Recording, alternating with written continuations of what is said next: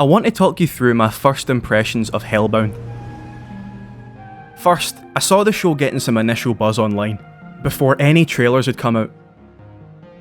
I liked the sound of its concept, random people receiving a premonition of being dragged to hell for their sins by some demonic force. I saw that Yang Ik-jun was playing the lead character, and I've loved him since I saw him in Bad Guys Vile City.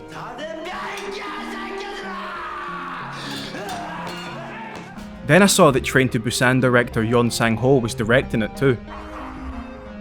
I felt like the stars were aligning for the show to be pretty good.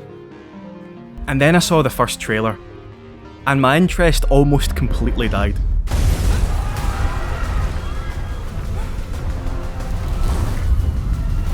I thought the giant black smoke monster things looked pretty ridiculous, as did the big spooky ghost face. But I decided to give the first episode a shot on release day anyway, deciding that even if the show did end up being pretty poor, I might at least have a bit of a laugh at the expense of the CGI monsters. And I have never been more wrong. It's almost like the writer and director knew what I might think of the monsters based on that trailer, and decided to dedicate the first few minutes of the show to sell me on how terrifying those monsters were. And it worked. Something about the audacity of the monsters just appearing in broad daylight, combined with the incredible directing that sells every single one of their attacks, genuinely started to freak me out. These creatures that I'd written off as nothing but schlock actually scared me. And honestly, that change of heart was a pretty good grounding for what was to come. Like I mentioned, this monster murder incident happened in a public area in the middle of the day. Dozens, maybe hundreds of people saw it happen, and the incident starts to take over the news. A lot of people say that it must have been some kind of computer-generated thing, that such monsters can't possibly exist. But a lot of attention starts getting directed towards the so-called New Truth religion, whose creepy, well-spoken leader has been preaching about exactly these kinds of events for some time, and is beginning to be proven right. The early episodes play out like a detective show, where our main character, Detective Jin Kyung-hun, begins to investigate the religion to find out the part they've played in these deaths. When another random member of the public receives the premonition that she'll be taken to hell for her past sins, she runs to the New Truth religion for answers. The only help they offer is a large sum of money, enough to take care of her kids after she's gone, if she lets them televise the moment of her death. She agrees, and a televised event is prepared.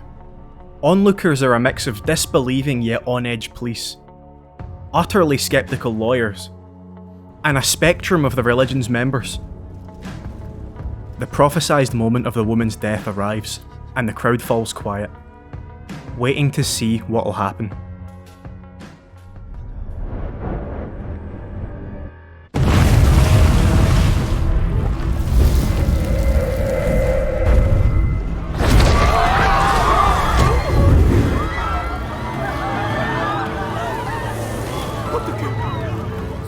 There are a few shows I love where I can point out the exact moment when I realised they were special. And Hellbound's arrives in the form of a crying, desperately scared single mother of two being attacked on national television by hideous creatures from a world beyond death. The harshness of it is honestly shocking, and it moves the show out of any tonally predictable box. But the scene of the attack itself isn't what impresses me the most. What's most impressive to me is how this scene flips the script on Hellbound, like the drunken elbowing of a chessboard. Something that's always fascinated me in movies and TV shows, usually in horror or sci-fi, is how the work crosses the line of having the characters go from a natural status quo where they think there's no such thing as the supernatural, to the point where they begin to accept that something they don't understand is happening. A lot of haunted house movies tend to cross this line gradually, but one quick and clear example is Neil Marshall's movie The Descent. A group of young women go on an adventure holiday, spelunking in an uncharted cave system, and end up getting picked off one by cave-dwelling subhumans that eat anything they can catch. Now, we know that there are monsters like that in the caves because we watched the trailer or read the back of the box or whatever, but the characters don't know that. They think they're totally alone down there, and that main character Sarah is just seeing things when she says she's noticed something moving around in the dark. But all is laid bare when some of the monsters just come right out in front of the girls and start tearing chunks out of them. The characters make a sudden shift from living in the real, calculated world to being in a place where they know something thought impossible is actually happening. My personal favourite example of this is with Robert Eggers' film The Witch, because it doesn't really have one. After being cast out of their pioneer commune, a puritanical Christian family go out into the untamed North American wilderness to live apart from the rest of society, and are beset by a series of violent and horrifying experiences. But because of the time and place the film is set in, they immediately and correctly surmise that it's a witch pulling the strings of their torment. It wastes no time getting to the psychologically interesting part of the story. And I'm not saying The Descent does. The Descent has its own deliberate pace. But by cutting to the everybody knows it's supernatural part of the story, and crossing that line a third of the way into the series, Hellbound dodges the trapping of being a kind of slow burn mystery show where Kyung-hoon slowly unravels the truth that we've already known since the first trailers, and turns into a kind of exploration of society after supernatural concepts are proven real.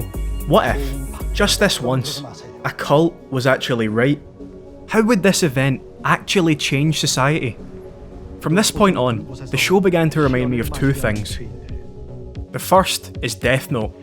As in both series, early proof of the supernatural changes the face of society, aided by a mysterious leader who preaches that people should become more righteous to avoid a premature death.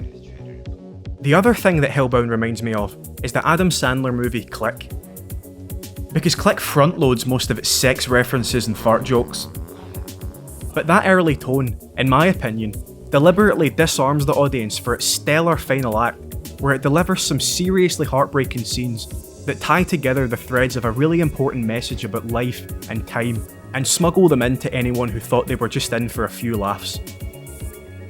Hellbound did something very similar to me. It blindsided me by showing me goofy CGI monsters that I couldn't help but find ridiculous, and humbled me by earning a place as one of the best shows of the year.